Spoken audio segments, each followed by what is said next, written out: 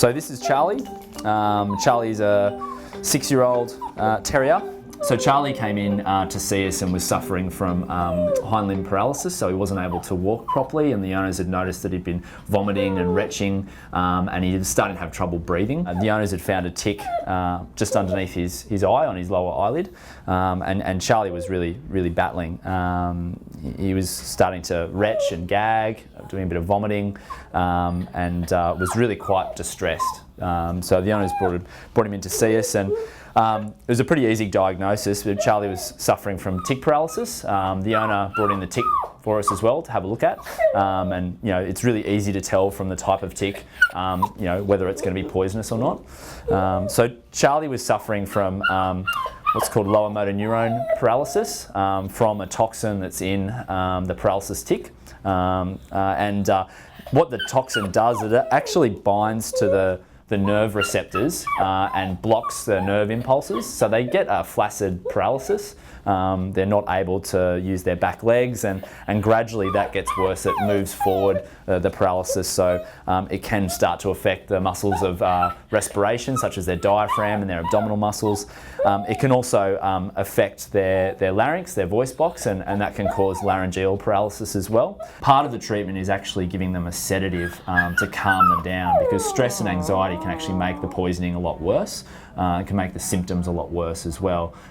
It can cause swelling of the airways. It can cause more vomiting. So we gave Charlie a sedative and placed an intravenous cannula in his leg and started administering tick anti-serum. And the idea of giving tick anti-serum is to neutralise the tick poison before that poison that's in the bloodstream that's been released by the tick has a chance to bind to nerve receptors. Then it became a case of giving him really close nursing care and managing his aspiration pneumonia to get him back on track.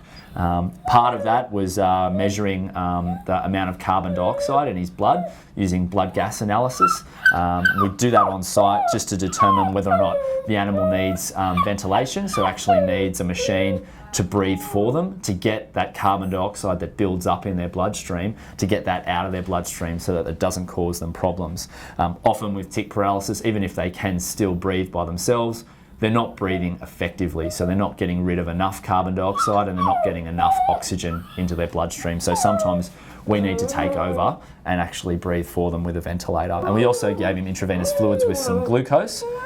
Because they've lost that swallowing reflex, we can't give them anything to eat or drink. So intravenous fluid therapy with glucose is really important to keep them going while they're recovering from that tick paralysis, and keeping them going while they're able to produce new nerve receptors and get that nerve function back.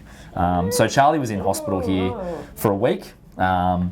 And was in our ICU for most of that time, where he was getting nursing care, getting his vitals recorded 4 times a day, and basically getting tick searched every couple of hours just to make sure that there wasn't any more ticks that were making his condition worse. That was actually really an effective strategy, because he actually had another tick that we found on his back leg, and we found that fairly early on in the piece. Well, that tick was still quite small. If that hadn't have been found, it would have been catastrophic for Charlie, because that tick would have just taken over and started releasing more poison into his system. Another really important part of treating these guys is getting them clipped, so clipping all the hair off. That's the most effective way to find a tick. Charlie, before he came in to see us, had a really thick thick wiry coat, and that makes finding a tick a real challenge.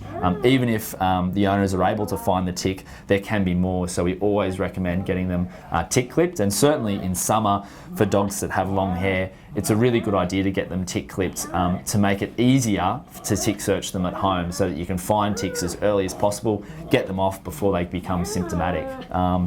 So Charlie's now got this nifty jacket that the owners have bought for him since he's been clipped, and the second tick was in between Charlie's toes on his back leg, and the first tick was just underneath his eyelid on his left eye there. So tick clipping is a really important part of both the treatment and prevention of tick paralysis, because not only do we need to remove the tick that's caused the symptoms, but also make sure that there's no more ticks there, so that he gets better as quickly as possible.